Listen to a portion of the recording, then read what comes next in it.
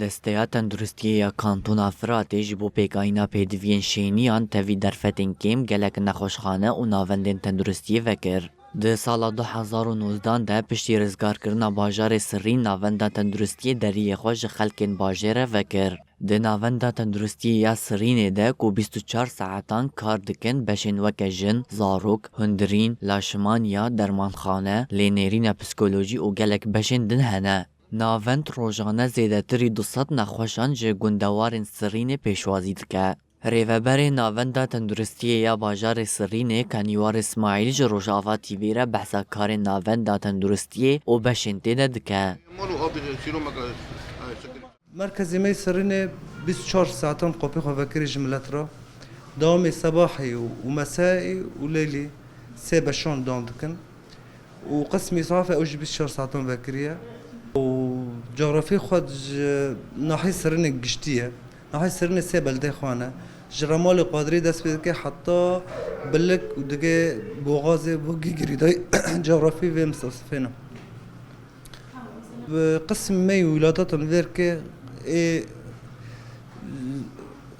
خوازهی خود بن زور خود بن بس کو دیگه قسم عملیات شتند به ام تنسيق ما مشفى ايكوره ام اسعاف دون نقل مشفى ايكور دكن کو حاله انفر بينكون دورنا مشفى ايكور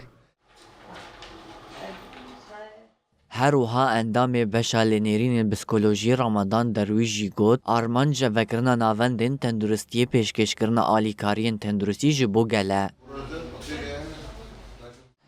تم إنشاء هذا المركز في عام 2019. Ev nexweşxane sala 2019 hatiye vekirin. Em komek endam di vê navendê de dixebitin û pêdiviyên nexweşan cîbcî dikin. Arman ji vê navendê ew e ku alîkariya tenduristî ji bo şîniyên bajêr were pêşkêşkirin.